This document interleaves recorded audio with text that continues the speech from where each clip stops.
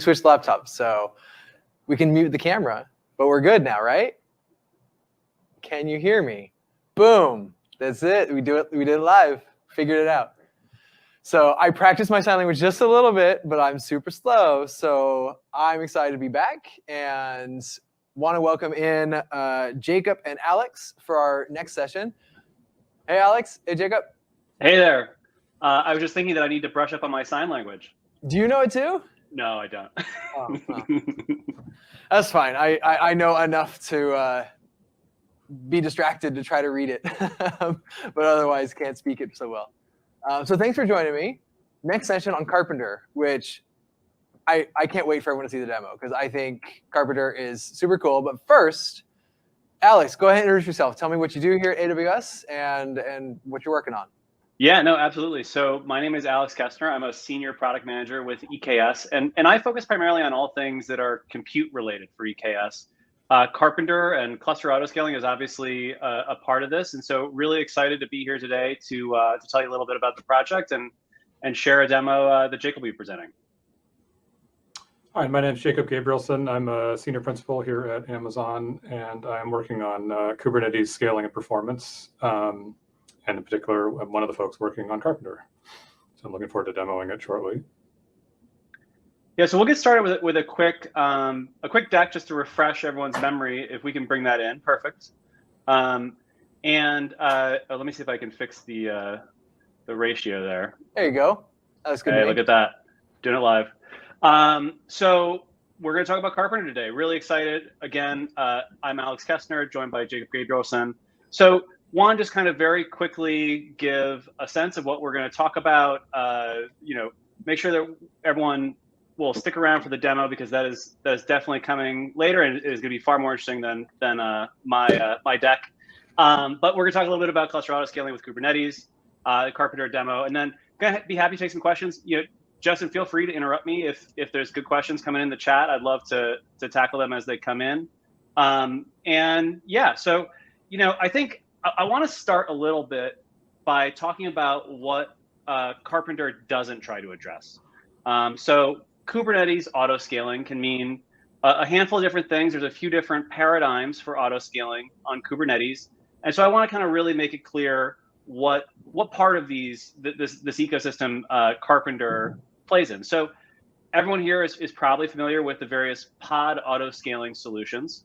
Thinking the horizontal pod autoscaler. So this increases the number of replicas of a pod of a deployment when there's additional load on the workload, or vertical pod autoscaling, increasing the resource requests for an application as it starts to scale up. So while these are very interesting parts of the Kubernetes autoscaling ecosystem and environment, not exactly where the space that Karpenter lives in, although very much related. So Karpenter, I think, is the most closely related to cluster autoscaling. You can think of this as a scenario when there's new pods or larger pods that are coming in, trying to be scheduled in the cluster, but there just aren't enough compute resources in the cluster for these pods to be scheduled successfully. And so we need to add more resources. We need to add more EC2 instances, and make sure that there's a place for those pods to run. And so this is very much the place that Karpenter lives and plays in. I think happy to talk a little bit later too about how it may be similar in some ways and dissimilar in other ways to the Kubernetes cluster autoscaler. All right. So now I think it's a little clear as to where we're talking about. I want to switch gears a little bit and talk about some of the use cases and challenges that our customers have run into in these use cases that led us to build Karpenter. So the first one I think is going to be one that most Kubernetes customers are going to be familiar with. This is kind of a classic Kubernetes use case, soft multi-tenancy. So I think the classic example here would be different application teams sharing a cluster. Not exactly a sort of full SaaS-based, hard multi-tenancy where you really need to kind of guard against unfriendly tenants or anything like that. Everyone's buddies here, and all trying to kind of accomplish the same goals. But the challenges here is that it's really tough to get configuration right for all these different tenants. The different workloads from these teams may be really different. need different kinds of compute resources. Some perhaps need accelerated instances. Some need to run across different availability zones for high availability purposes. And as a result, it can be really tough to get cluster utilization up to the level that you'd like to see in your Kubernetes cluster. So, this is not something that's a sort of edge case. This is something that nearly half of AWS Kubernetes customers have told us they have problems getting this configured right. So we have all these great recommendations about how customers should run their workloads in production. So things like running across multiple availability zones, running across a variety of instance types that kind of fit the workloads really well, and then leveraging stuff like Spot to help bring deeper cost savings to their clusters. And you can see I think this way the configuration that's required to get this all set up and kind of working together correctly. It really takes a lot. Each one of these dimensions adds a new node group to the cluster, and you can imagine how this kind of quickly becomes really hard to maintain and operate over time. So that's kind of one kind of classic Kubernetes use case that I think we were thinking of with Karpenter. The other one is a sort of different style use case that is machine learning workloads. So these work obviously a little bit differently than kind of the classic stateless service, which is what I think most people would think of as the bread and butter, containerized use case or workload. So these are more job-based workloads. They sit idle. These clusters perhaps sit idle in between training cycles, but then they quickly need to spin up a bunch of capacity to train machine learning models, run simulations. And this can both be on an ad hoc basis. So they have perhaps scientists working to increase the performance of their machine learning models, or on a regularly scheduled basis at the end of the day. Data needs to be updated, models need to be rebuilt to help serve customers better in the future. And so there's this kind of spikiness to the demand is really challenging for the cluster autoscaler. And this is something else that we really wanted to see if we could serve our customers a little bit better with Karpenter. So, waiting to deploy this capacity, scaling it down, kind of taking, being a little sluggish. These are both areas where we think that Karpenter can offer some true improvements. So I've said a lot about, yeah, go ahead. I wanted to stay on that machine learning idea here, because it's not just machine learning, but anything. Let's say I have, my Nginx container, my pod is running, it's fine, but then someone says, hey, I want to reuse that cluster, but I want to run my machine learning jobs. The options right now are you either create all the nodes with GPUs and just keep them that way, and even though Nginx isn't using it, you just keep the GPUs around, and not a great cost benefits of you're not using those things. So ideally, anything with a GPU, anything that you're not going to, when you're not using it, you spin it down, it goes to 0, and only the machine learning jobs are going to use that.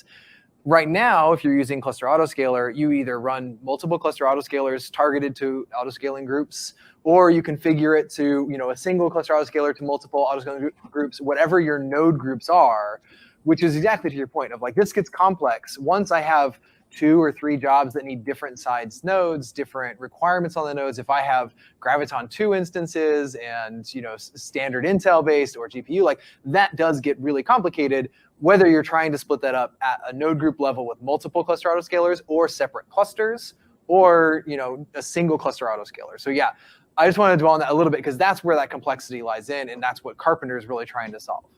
Yeah, exactly. I mean, I think that's one of the benefits of Kubernetes is that you can commingle all these different kinds of applications together. And I think Karpenter really helps that promise become true. It's that much easier to realize those benefits. So, talked a lot about Karpenter, but not really clear perhaps what exactly Karpenter is. So I really just want to put a fine point on this.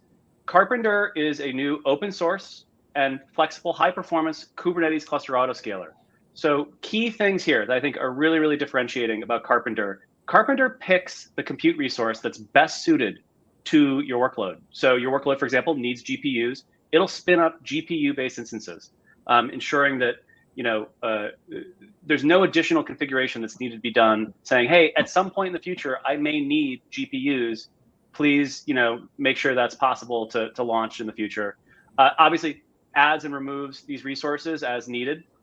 Uses the same kind of paradigm as the Kubernetes cluster autoscaler, in that It looks for pending pods that that haven't been able to be scheduled, and launches resources to be able to scale them.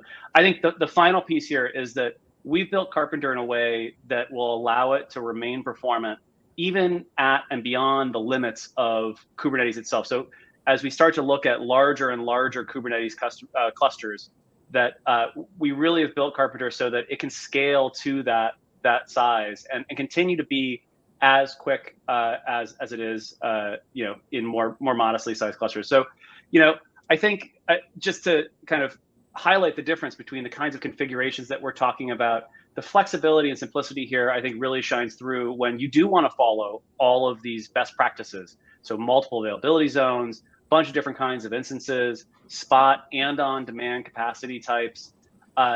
This is all is possible out of the box with Karpenter with the single default provisioner Kubernetes resource. You can see a little sample here. This is a very minimal example. There's obviously many more knobs that you could tune, but this would get you pretty close to spinning up a bunch of capacity for your cluster that would be really responsive to the workloads in it. And I mentioned the performance. So obviously we'll see a bit of this in the demo, but we have some really aggressive goals that we're excited about for next year, hoping to be able to launch a pod and new node in as little as 15 seconds. EC2 is doing a ton of great work to bring the launch time down for EC2 instances, and this is something that we really look forward to taking advantage of. And then not just launching one pod and one node really quickly, but being able to scale up to really large deployments, like these machine learning jobs, for example, right? That spin up many pods all at once or need many nodes. And we want to be able to launch 1,000 pods in 30 seconds, and not just on average, but at the 90th percentile. So really excited about the flexibility and the performance that Karpenter can bring. I'll briefly kind of explain. I think I've touched on this a bit, already, but Karpenter, similar to the cluster autoscaler, responds to pending pods and launches capacity when those pods can't be scheduled. But obviously uses the Kubernetes scheduler if there's already capacity that can fit those nodes or fit those pods. So I think that it's this kind of really tight integration with Kubernetes and the compute provider, for example, EC2, that really bring a lot of power to Karpenter. So with that, I want to pause, and I think that it probably makes the most sense just to switch over and have Jacob take over the demo. I think there's so much more that we can show you and talk about, but I think really just getting hands-on here is the best thing. And you flew past two things there that, like, to me as an operator, were just what I really want in an autoscaler sometimes. One was pod being scheduled to node being provisioned and running 15 seconds. That's crazy. There's no node existing, and all of a sudden I schedule a pod and I can have something running on a fresh node scheduled with whatever I need for that pod. So it's workload native node scheduling. Yeah, and obviously there's things that would influence this timing, and this is a goal that we have. This isn't the reality today, but we definitely are really working hard to drive down the node launch time, because this is such a critical factor to having a cluster be responsive to the workloads on it. They should, new nodes should come online and be ready to schedule those pods as quickly as possible. So yeah, that's absolutely right. Yeah, and then the second piece of, we've said it before, where you don't need to pre-provision a node group to have GPU capacity or spot capacity or something. So I want Jacob to go so we can pull in his demo, because those are the two things that I think are just great about Karpenter for any operator, or if you want to have flexible workloads in your cluster, you don't have to go through any sort of node group or cluster autoscaler pre-configuring to make sure that you get the right resources for the workload. Exactly. All right, great. Well, let me just walk you through what you're looking at here, folks, and then we'll get into a demo of using Karpenter to respond to new deployments being created in this case, and then spinning up nodes in response. So in upper left here, we have just the Lens IDE showing which nodes are in the cluster. You'll notice there's two here already. Those are just the ones that Karpenter itself is running on, and the usual things like Cert Manager, things like that are all running there. The bottom left shows all the active deployments, so there's none right now. And then this right-hand window, you can see the very bottom, it just sort of shows you a running count, probably a little hard to see, of the number of nodes and pods and how many spot instances we have. in the cluster, and then also there's some log output from Karpenter in the middle, and then in the tops where I'll be typing commands. So can you zoom some of this font for us? let's see here. I can try. It's okay if it wraps. It's better if we can make out some of the text. Is that a little better? That's probably the farthest I can go. All right. I could try one.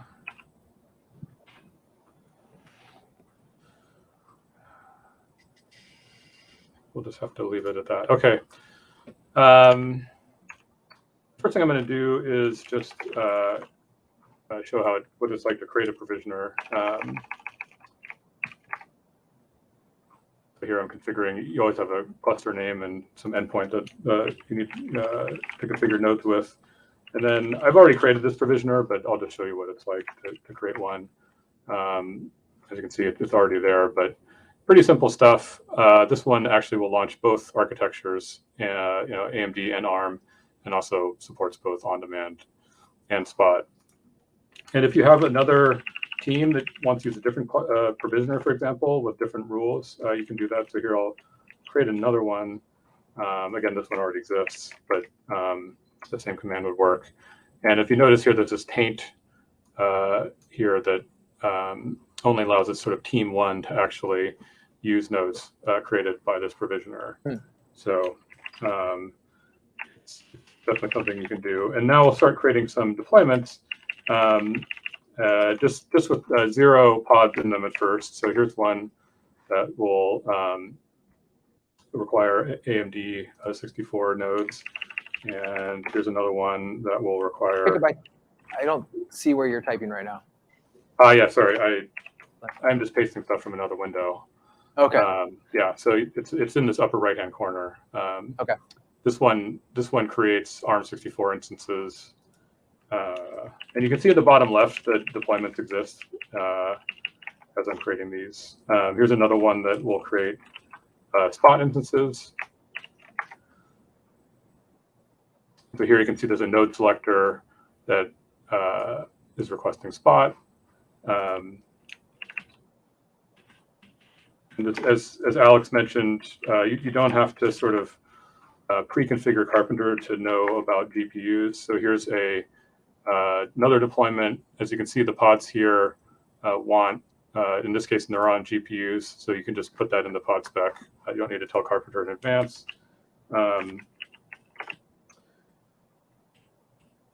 Here's another deployment that is meant for the team one only. So that's this toleration here. And again, they'll be all under separate nodes. Here's another one that demonstrates support for topology. So you can see here there's a topology key by zone. So now that we've created all these deployments, we'll just see what happens. Well, actually, first I should show you just to show you for sure that there's actually a provisioner CRD, and just so you can see the provisioners are here and they're happy. And so now we'll just start scaling up these deployments. So the first one will scale up is the AMD 64 one. As you can see over in the bottom left, that one of the pods actually scheduled onto an existing node right away, but the other 4 didn't. And over here in the logs, if you scroll back up a little bit, you can see that Karpenter basically figured out a bunch of kind of right-sized nodes that those 4 pods could fit on. And so then it sort of launches them. And you can, in the upper left, you can tell that it actually launched about 14 seconds ago. This will take a little while. As Alex mentioned, we're still working on getting this time down. So it'll take a little while before it's ready to schedule pods, but it did launch very quickly. And so now we'll just scale up the other deployments. So this one obviously requires ARM instances, so they'll definitely require a new node. This next one requires GPUs, so we'll get a GPU instance for that. I'll scale up the Spot as well.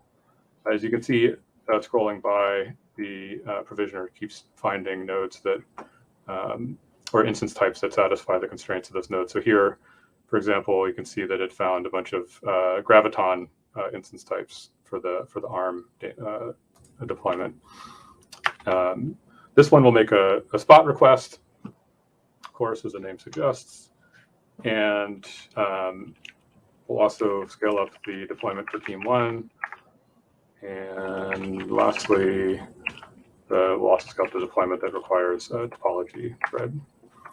So as you can see over here on the left, a bunch of nodes are starting up in response to all this. Oops, sorry. Shouldn't have tried to go off script. And all of those nodes are unique to each workload because each one had different requirements that it needed for architecture or. That's right. Only the AMD 64 one could use an existing node, and it actually found one available slot on there. This would be nice if. Bringing in a quick question here, just from Chaos Fish. If you do provide both spot and on demand, are you allowed to add weights to that? Is there a way to say choose one over the other?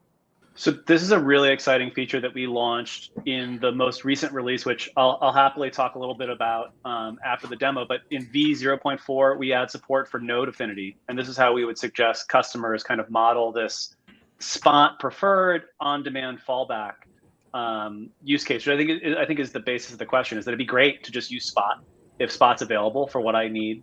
And by the way, I think with Karpenter having such a diversity of instance types that it requests, you're more likely to get the compute you need with spot because it'll ask for a bunch of different kinds of instance types, and as a result, you're more likely to find one that has some spot capacity available. But if you can't in the region or zone that you're looking in, it'll spin up on demand requests if you weight the affinities accordingly.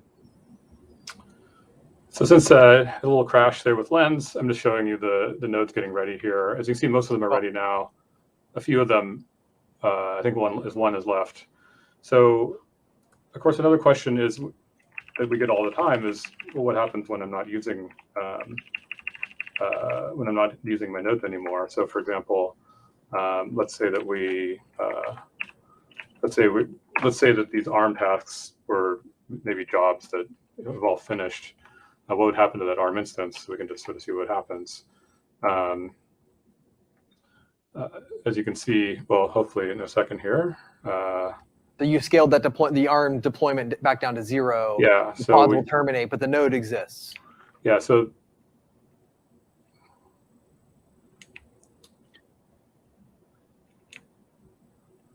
there's a lot. Just so you can see the deployments scaling down.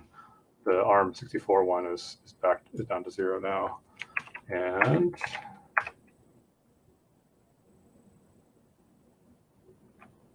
And the other thing I'd point out here is that this is the speed with which Karpenter terminates nodes after there's no pod scheduled to them is completely configurable. We have a parameter called TTL, I think, since empty or till empty, and that will you can set that as kind of tight or as generous as you'd like, based on the workloads in your cluster and kind of how flexible you are to keeping nodes around because something might schedule again really soon. Well, the law of demos, live demos is kicked in, and I don't know why the node has not gone away. So I will just show what happens when I delete all the deployments. So here,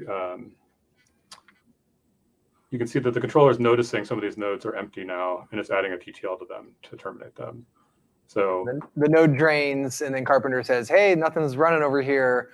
And whatever the configuration then says, okay, well, we might want to just get rid of that node, scale to 0, save you some money if that's what your goal is. Yeah, and as you can see, the nodes are all gone already at this point. Of course, I don't know why the ARM 64 one didn't go away earlier, but I'll look into that, of course. So yeah, that kind of concludes the demo. Happy to take questions now.